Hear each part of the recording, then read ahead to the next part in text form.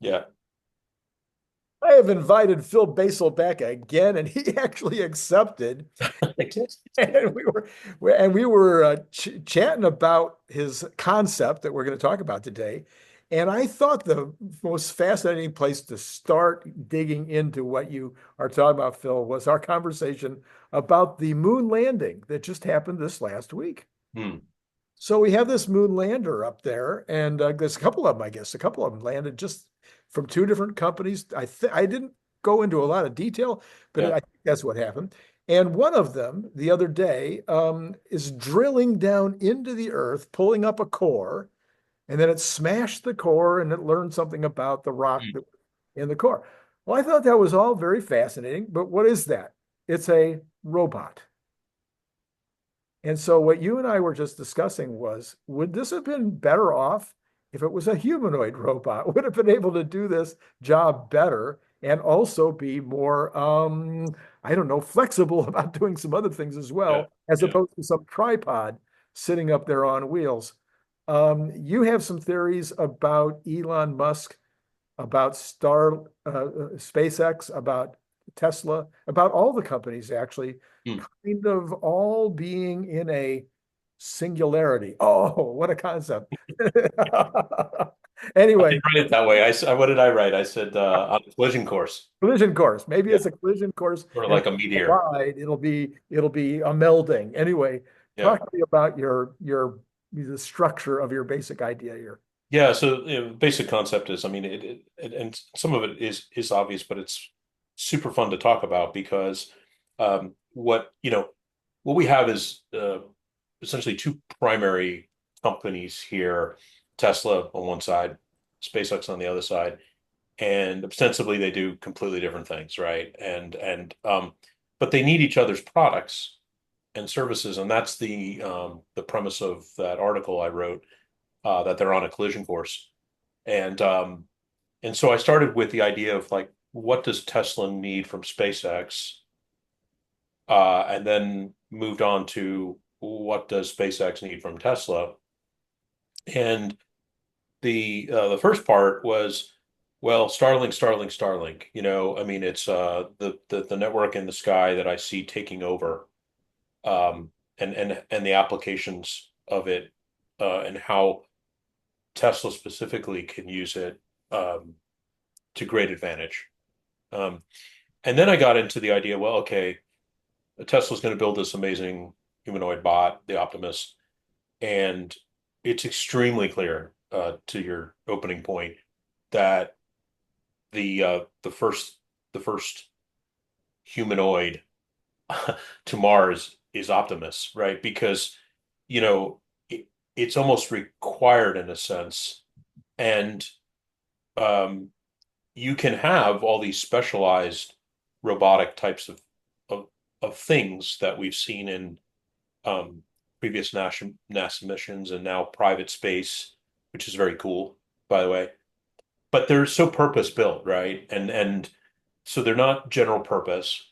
Um, and the cool thing about the humanoid too is just how it kind of fits the form, right? Because it's humanoid, it fits the form of almost everything from transporting it to placement on Mars, and then it can do whatever the hell they want it to do on Mars, and that's the beauty of it, right? I mean, it can do the types of things that you talked about, with that spacecraft, looking at soil samples. It can build habitats. It can move things around.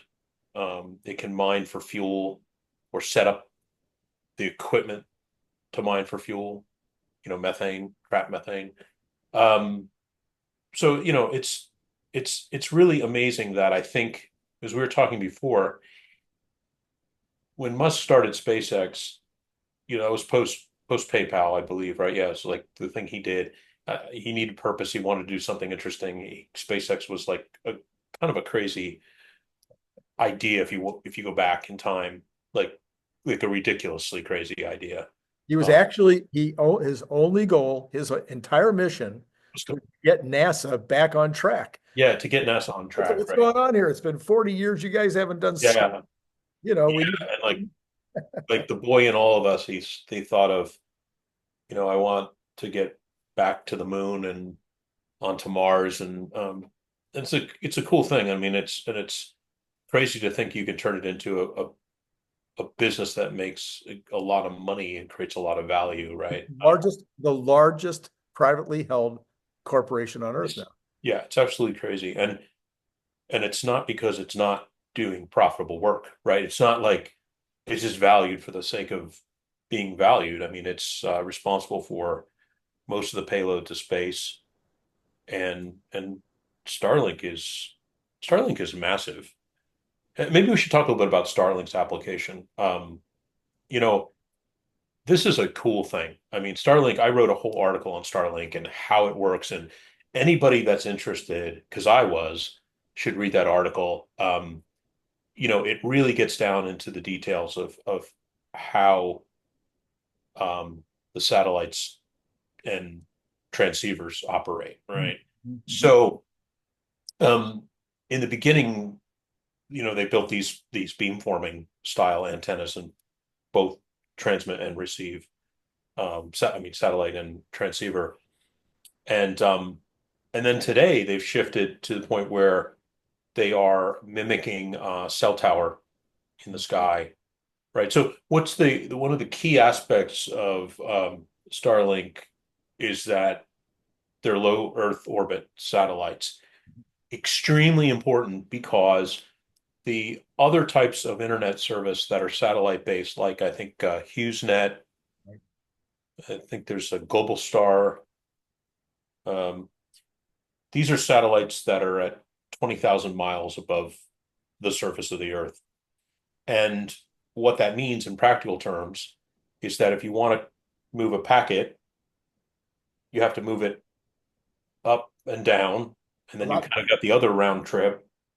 And that speed of light, moving that wave at the speed of light, and it doesn't go with the speed of light, but let's say 80% of the speed of light. There's a calculation in that paper shows that takes almost a half a second Mm, that you can never get back.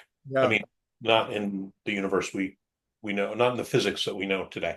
So the low Earth orbit satellite, on the other hand, that Starlink deploys is only 300 miles, and that this term about the speed is what people refer to as latency.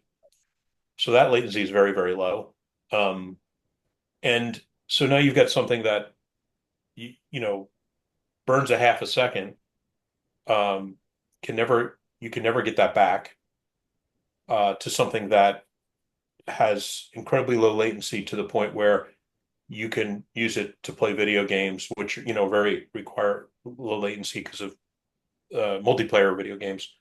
Um, and so what Starlink requires, however, to do that is it requires a lot of satellites Right. because their cone of view they're lower, they're closer to Earth, therefore their cone of view is less as opposed to something that's 20,000 miles. Um, but so what they've done is they've progressed with the version 2 satellites to now mimic, I think it's called the B modem model, which is basically mimicking a cell tower. So they can actively put themselves out there in the cell frequencies as an available cell tower. Mhm. And that's called DTC, direct to cell. I think some people call it direct to device, but DTC, I think, is what Starlink calls it. And so what's really cool about that is that, um, well, I mean, what's amazingly cool about it is any place on Earth now you can suddenly get internet, including like airplanes, every cruise ship, every private vessel, every airplane. I mean, United just announced, right, that they had their first one up, I think yesterday actually. They're going to do about 40 planes a week or a month. I don't know, whatever the cadence is, but soon, we'll have real internet in the sky. Yeah, yeah. Or in your backpack or on your But yeah, vehicle yeah, or anywhere you are and any place you want to go. Yeah. And so I think what you're suggesting, I mean, for instance, whether it's the robots that you might need to have Starlink connection, right, whether it's the vehicles that you might want to have Starlink connection, right. or even whether it is these packs, these energy, the power walls Right. are the mega packs that you need to have a connection potentially in order to be able to get to the cloud or whatever. These are all everything that Tesla is doing is potentially touched by Yeah. Starlink at some point. Um, exactly. I wrote this article 2 weeks ago about Optimus, and it was the premise. It's a pretty interesting article because it talks about how, because of this thing I call network ubiquity, or others have called network ubiquity, basically the idea is we now have internet access at all geography, any point on planet Earth, and Starlink was the key, missing piece. But there are other things in there like cellular and Wi-Fi for and build, because and we have reasonable bandwidth and low enough latency that now products like Optimus can almost count on the network being there, and then from an engineering point of view, they can project a whole bunch of features and really um, the product gets defined by its ability to be networked. Right. So now Optimus and the vehicles, the Tesla vehicles have a uh, ECU in them called the TCU telematics control unit. I think Tesla calls it that. Rivian certainly did. We built that for Rivian. Um, and so on the telematics control unit, you have a cellular chip. You also have Wi-Fi, and you have Bluetooth. So anything that's telematics, anything that's doing comms, right? Um, and what's kind of cool is that that TCU does not include like anything that allows it to operate native Starlink. Native Starlink is the specific antennas and Right. beamforming, Right. but the cellular chips themselves are fully capable of operating um, on DTC, right? And one of the big problems that the cell phones have with DTC is that the cell phones, because of safety, they call what's it called, SARS, as well as uh, just the functional size of the battery, have a limited amount of transmit power off Mm, the antenna of the iPhone or the Android device. sure. But that's not true on Optimus, and that's not true on Are. Tesla vehicles. They can, um, you know, they're not limited by the battery, clearly. I mean, there are limits, but not any that matter for Yes. this kind of comms. And they're not. There's not a human safety element to that.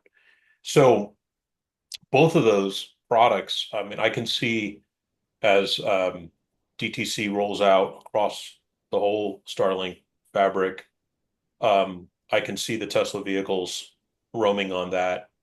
Um, they all have all these sorry, all these vehicle companies that are doing these modern systems have contracts, data contracts with providers like Verizon or T-Mobile, AT&T, um, and um, and they create like a virtual network, right? So it's a private network, right? So if you're, it's not just like, oh, the car's on the internet. Yeah. It it it is, but it's in this sort of virtual private Right. network, Right. and therefore it's impenetrable by hacking because it's in this closed off network. Um, and those cell connections are used for lots of customer services, like customer facing services like streaming music or um, just the map stuff, like the map updates, satellite view tiles. But the principal reason that pipe is used is for data back to the Tesla cloud, or in this case I was a moment ago talking about, it's like Rivian cloud. Mhm. So, it's the telematics, the data from the car. Um, and so the companies are paying a pretty penny for those services. And they often take the large swath of data and defer to the Wi-Fi, like garage parked Wi-Fi, because it's effectively free. Sure. And higher bandwidth, so not paying the cost. DTC, Starlink DTC allows Tesla probably to make the best deal. Yeah, Because yeah. yeah, that you know, Connection. there's a connection I there. know something. Yeah, they have some friends. Um, and then secondarily, it just gives it some more opportunity for coverage. The car itself, where there's plenty of places, a Wi-Fi's not car, there's plenty of places a car can go when it's not on the network, right? With Optimus, it's even a bit more off the hook because I believe that that connectivity is going to be absolutely intrinsic to the function of that product, all the cool features. Literally, read my article if you want to Yeah, yeah, yeah, yeah. know because it's really fun to think about that stuff. Um, so DTC in a sense is perfect. However, either Tesla vehicle or Optimus itself, it's clear that Tesla could build, like they have a Starlink standard transceiver. They built the Mini, which is the size of like a laptop. Um, I'm certain they can do a smaller form factor and place it somewhere, on the back of Optimus or on the some part of the rooftop or hood Yeah. of the vehicles, and then you have, a really high speed internet to those devices. So Then we could switch over to XAI, and to X, where we now have Grok, which is by all the evidence the leading product in the field now. Has yeah, passed has passed every one of them in terms of the commercial the consumer facing part of it. I mean, the app is fabulous. The response is amazing. The characters that you speak to are fun. I mean, just and then when you get into the scientific side of it, yeah, there's some argument about whether Grok is as good as somebody else when it comes to programming or but he's Grok is right up there with everybody. And probably now that they've bought that new building in Memphis, right. another million square feet, they're talking about going to a million GPUs. They go to a million GPUs, and they're so far ahead of everybody else in terms of compute. It's hard to imagine anybody catching them. Now, how does that apply to what we're just talking about? Well, obviously, Grok is going to be involved in the car. It's going to be involved in the robot. Yeah, It's going to be involved, I'm assuming, pretty much through and the overall AI principles and the things that we're going to get scientifically out of the AI is going to be running the rocket factory. It's going to be running the Tesla factory. yeah, It's just um, yeah. I mean, Grok. Um, I mean, Elon hit it big with Grok. I mean, the nobody took Grok too seriously. Everyone's taking Grok 3 very seriously, and the velocity at which they're moving is quite literally insane. Um, I mean, it is. I mean, you've heard the stories about how quickly they brought up that Memphis facility. Um, a friend of mine was telling me a crazy story about cooling pipes that were running through that building, and that Elon and his guys were like literally ran to Home Depot and bought a bunch of ladders because they didn't have time to bury the pipes, and they put these ladders up so that people in the data center could literally traverse over the cooling pipes. And by the way, there's an OSHA issue here that's a big deal, and that's a second story. I don't want to say much about it, but I heard some funny stories about that. Let's just put it in the camp of Elon is willing to pay the fines.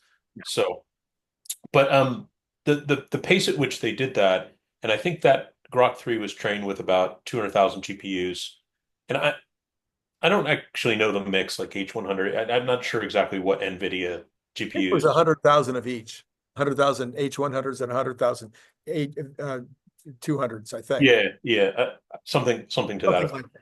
Yeah. But yes, he indicated when they released Grok 3 that they were going to go to a million. And And we thought he was kidding. Well, I don't know what I thought other than I just felt bad for all the people who realized the long nights they're about to put in. Um, well, they signed up for the mission, I guess. But I mean, look, if you go to 1 million and you train that model further, it's really quite extraordinary. And the target for that model, to your point, is there's like there's 4 targets for that model. Yeah, maybe more. Maybe Uh, more. Clearly integration into X and the platform, and we'll call it the consumer application, consumer use, which is what we see it doing today. The next one is the interface of robotaxi and largely your car.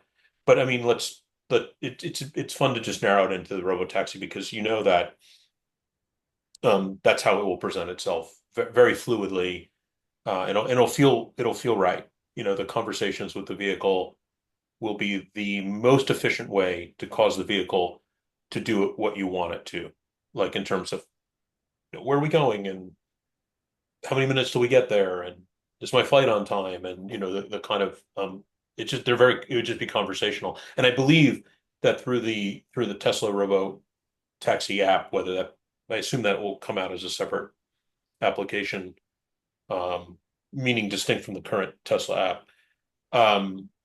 My guess is that it would integrate there as well, and then create a consistent personality so that you like it's almost your chauffeur for the car, your robotaxi user. It's always that guy or that gal or whatever that you're always interacting with. So the context is kept from ride to ride to ride, and you can probably interact with it on the phone before you even take the ride. So you're already That's, talking. that's what I think it was Elon mentioned the other day. He didn't mention specifically with regard Okay. to Cybercab, but he said you be able to be on your phone watching a video, get into your car, and have Right. that video pop up on the screen.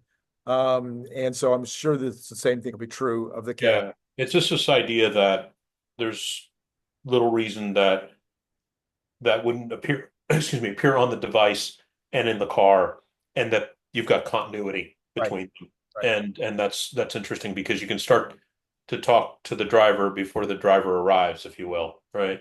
And then you can talk to the driver while you're in the experience, and then you could talk to the driver after. For example, you could say something like, just get on your phone and say, "Hey, I left my backpack in the car," Yeah, yeah, yeah. and it could say, "I'm coming back. I'll be there in 5 minutes." Right. Right? Or do you Yeah, want me to come back? yeah. Oh, I'll be there in 5 minutes. And all of a sudden, you don't have to go through some customer service loop and stuff that you'd have to do today. And then, of course, we know it will be the primary interface, the human interface to Optimus. How Optimus will interact with us humans will be through voice. And then thirdly or fourthly, wherever I'm on the list here, is that I think it'll find itself as the interface to almost all the SpaceX systems, Yeah, you know, like especially like in Dragon, it's there's think about if you're going to Mars, what you have to take with you is an incredible knowledge base. And if you remember the old days where you had those guys, the big control room at, I guess it was in Houston, NASA would run these control rooms and they would have guys with their specialties that had these big binders. Remember these big binders? And they would, yep, yep. and like, okay, we have a problem. And they would span it out across this group and Right, people would right. run through the binders and try to, and now imagine all that binders just sucked into an LLM, every procedure, and all of a sudden you can just say, I have a problem with the fuel valve and engine. What do we do here? Oh, I've already done. So you can see it making its way as the interface across all of the let's call it Elon products. Right. Um, And that's so, cool. so you have the Grok integrating with Starlink, integrating with your car, with your phone, with the robot, with the whole 9 yards. And then you have, and I brought this up months ago, I haven't seen anybody else pick up on it, is the robot itself is going to be like the best person that you could invite to your brainstorming sessions. So Yeah, you've been in those rooms and you got 3 or 4 or 5 people sitting around a table and you're trying to figure out how can we make this product better? How can we solve this mechanical problem we're having with regard to the manufacturing? Maybe it's a problem of the consumer is complaining that it's not doing what it's supposed to do exactly as it should. And so then you've got, three or four good brains, five good brains sitting around a table trying to brainstorm about it. But then all of a sudden now you've got Grok in the room as the 150 IQ Yeah, yeah. Um, player. I mean today we're sort of largely interacting with Grok and the competitive services through typed prompts, Right. um, on in ChatGPT or what have you. And then of course we're starting to move to voice. And of course there's such a natural, let's take that voice and just stick it in the humanoid robot. It makes so much sense. It's almost like, yeah, I mean it's the most obvious. It's the Captain Obvious thing to do, right? Um, but to your point, now you have this the amount of intelligence or at least body of knowledge that bot has. I mean, certainly you could have somebody in the room typing into to an interface to Grok, but if Grok's just manifests itself through a voice interface in Optimus, then bam, you got something. And plus, then you can actually have physical demonstration too. I think people forget about you know like Optimus could literally not just speak to you, but like maybe you're working on there's a product in front of you at the conference room table, and you're trying to. Optimus could say, no, no, the problem I think is here, and pick it up, right, and show it to you. Um, And it has all these other capabilities, like being able, you no longer have to go get a ruler.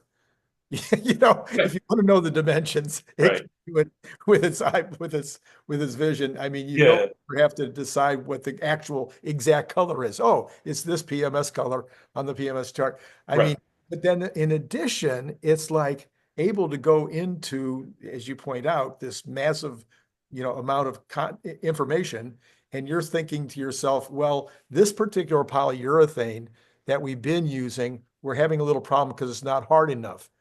Well, I wonder what the hardnesses could be. Well, call Joe and, we'll find out. We'll have another meeting next week. Well, potentially the bot goes into its brain and it goes, well, polyurethane is available in these yeah. hardnesses, and I all you have mean, to do is this and this. And here's the negative about that hardness. And, I think that the reason I brought up the SpaceX example of using the knowledge base of Grok, in that application was to point out that, some of that stuff is so real-time problem solving, and it's always like you see Starship 8 this week had two attempts at launch. The first one I think was on Monday, and they got the T minus 40-second hold, and they're troubleshooting a problem.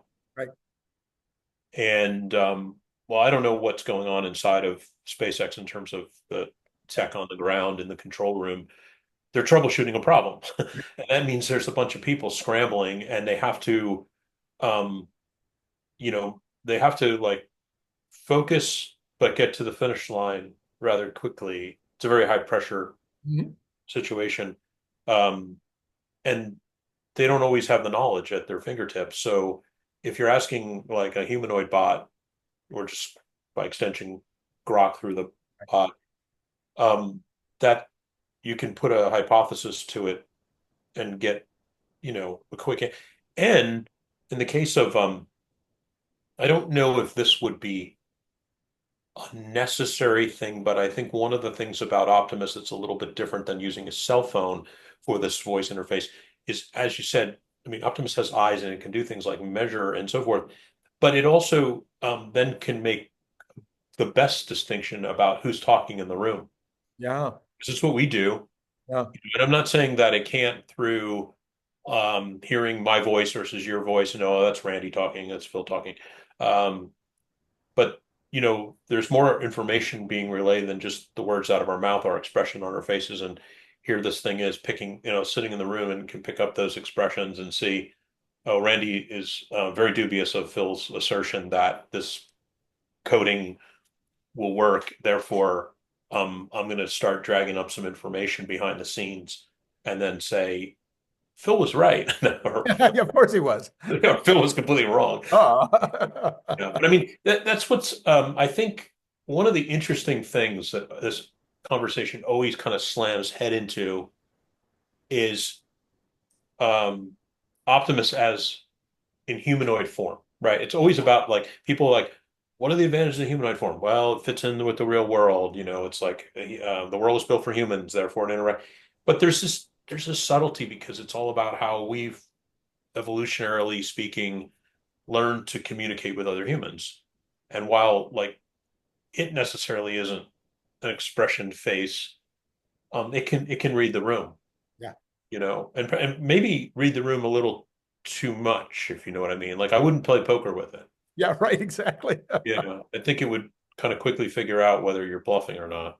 Yes, yes. Um, but I So, mean, what a tremendous resource for people in like it's not displacing. I mean, it is at some level displacing humans, but it's really augmenting their skills and allowing them to rapid fire.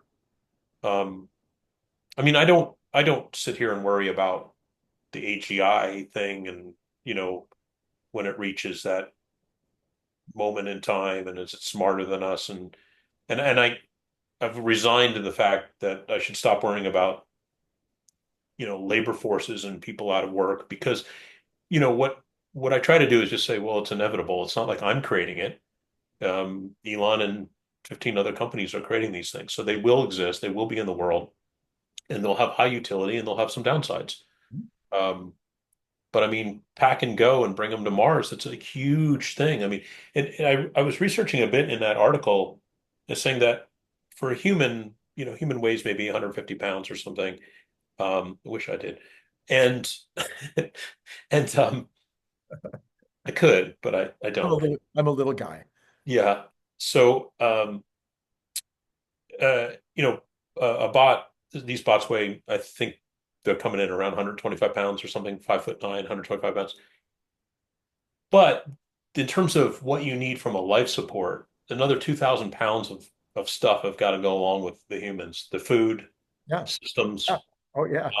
And so what do we know about, even a dumb person like me knows the following. It's really, really expensive and really, really hard to move mass off of Earth to zero gravity orbit. And once you're there, then it's kind of a lower burn type of thing. But you use an, I mean, look at the Starship go, and you look at the amount of thrust, and you're like, okay, I got to fill those things up. If I'm going to Mars, what did Elon say? You need a couple hundred of them to bring enough materials Yeah. to Mars to actually go beyond just landing and getting into the settlement. And of course, then you need to produce things on Mars and so forth. But um, what that tells us is that Optimus is really the first character going there, It'll be the and first Martian. yeah, the first Martian, and in great quantity. Yeah. From a ratio of humans to Optimus, I don't know. I'll just say 100 to 1, and then decreasing over time. But clearly, like, they're easier to pack and go. The weight is just the object itself. It doesn't need any life support per se. I mean, there may be some things, but that's the right thing to take. And then because it's humanoid, it can work alongside humans, and the systems can be built once around the human form because it has to be anyway, right? That's what we know. It has to be anyway. Right. Uh, so yeah, I mean that's what I think that's another huge collision point and one of the great motivations for building Optimus Yeah. is yeah, I don't think you can settle Mars without it. Well, you might be able to, it'd just be a lot harder.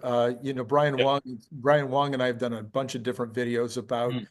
about people that have come up with all these fabulous ways to terraform Mars, Right. to turn the ship itself into habitable buildings on Right. Mars. so that you don't have to build a separate or bring a separate building. Yeah. You just open them up and they turn into like massive Quonset huts. So there's all these different ideas and different approaches for doing it that don't require Optimus, but I think Optimus is a game changer in terms of how fast they'll be able to make it Right. habitable. It's something, it's about accelerating Yeah, the the ability to create the footprint. yeah. And then, just to kind of wrap this up again, is that there's a whole discussion about Mars Link, which is basically there's two elements of that. One is it's a central replication of Starlink, but uh, orbiting Mars, providing internet service to Mars. And it's sort of that thing, like, how we always used to talk about, well, I had land, I had wired internet, you know, and then remote areas that say, oh, well, I skipped over that because stuff was wireless. Once I got cell towers, I didn't have to put up telephone poles or run cable in the ground or Right. fiber. Mhm. And you could easily see without any kind of debate that that Mars Link product would be instant internet. Yeah. And then they've talked about how they would use the laser link technology that they use between satellites to create a connection between Mars and Earth. Mhm. Mhm. Um, Now that comes with big time latency. Yeah, That's big time. that's unavoidable. I think like a What, 40 minimum hours? of 40 hour or something on the, no, like a minimum of. I'm going to get this wrong, and everyone's going to think I'm an idiot, but I think 40 like minutes. a minimum of 8 minutes, a maximum of 40 minutes, Okay. maybe. All right. That was what, Um, yeah, so there's no real way to do a FaceTime chat between Mars and Earth, right? You just right. And so what you have products, to do, you have to send up all your questions or all your yeah, comments yeah, and it's then wait it's 8 minutes and then you get the answers back to all of them. yeah, you can have tremendous bandwidth, Yeah, yeah, yeah. but that's not about, latency is that time of transmission. Bandwidth is sort of as I say, bandwidth is sort of like the number of cars moving down the highway. Latency is about the speed of the car. Yeah.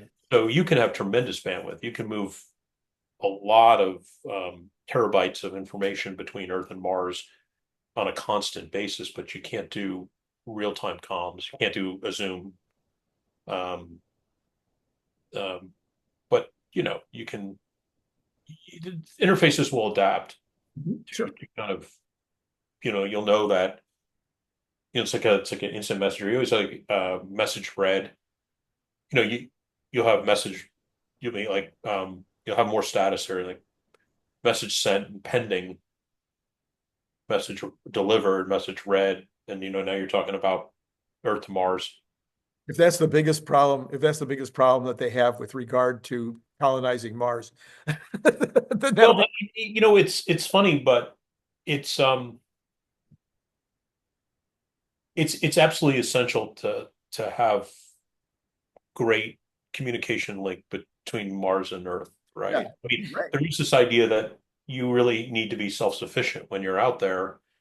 There's no, you can't just go home, but there's a lot of resources in terms of like you consider workforces that are like stationed on Earth and Mars that need to collaborate, work together. So, All so right. anyway, there's tons of cool collision points between Yes, yes, all of the yes. Musk companies, and I'm quite certain that Elon thought about them 10 years Before before, we did. before, certainly before you did, and maybe 12 years before I did. But, um, yeah, I mean, some of those things just come into play, Randy, right? They just become obvious and we were talking earlier, like, where do you place them? Yeah. Like, if you're going to do Optimus, is it a Tesla? Why put it in Tesla? Well, you can unlock all this value. Does it belong in Tesla? Is it close? It's closest, it's sort of like closest to building a car, and the autonomy AI is shared. Yeah. Yeah. It's a shared stack between. FSD I mean there's some very key differences, but there's a lot of shared um, reality between what the Tesla Optimus autonomy and FSD. Yeah. So Yeah. Well, it's a very, as I've said 100 times, it's a very exciting time to be alive. And as we watch this collision or this confluence or this coordination or I took collision because it sounded like asteroids. It was supposed to be clever. That's clever.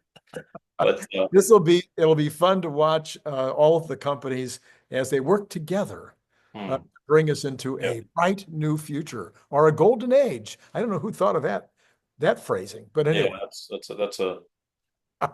that's something that's contemporaneously thought of these days. I mean, which is great. I mean, it's funny. I think the thought I have every day, and it may be a thought that you have a lot, is if only we could move faster, you know? I know. Well, no, I'm not sure. The last 6 weeks, I've been moving about at warp speed. Yeah, The yeah. hose is so big in terms of the I information. just mean in terms of like like the cycle time on Starlink to get it. Okay, yeah, yeah, yeah. We have 7 and 8, um, the ships. Starship. You'd like to have the next one. Yeah, I mean, like I'm certain that there are some when 8 um exploded, or what do they call it? Rapid unscheduled disassembly or something. Rud, What's their term for it? yeah, I think, Right? yeah. Rapid unscheduled They dis. don't. Yeah, I'm sure that there were two emotional thoughts with the engineering teams. The first thought was um, just general disappointment about how much work they put into something, um, and then the second thought was like, oh my God, the 90-hour weeks don't stop. Yeah, yeah, yeah. Not that they ever would, right? That's the cat and mouse, or the game that we all played as engineering managers forever, which is we would always tell people that as soon as you reach that milestone, There'll be you a new. you can relax. And certainly not, that is not true in an Elon company. When you reach that milestone, it's probably just, okay, we put in 200,000 GPUs in less than 6 months. Now we need to put in a million GPUs, and we want to use the same timeline. Yeah, exactly. So, All right. Well, yeah, all right. Phil, I appreciate you coming on, and I think hopefully this was useful and helpful to all of you out there. Let us know in the comments. Maybe we missed something. Maybe we were confused about something. Yeah, that's cool. Maybe you'd like to set us straight because even Phil doesn't know everything. I mean, Oh, what I don't know. so Phil, again, thank you so much, and to all of you out there, it's been great talking to you.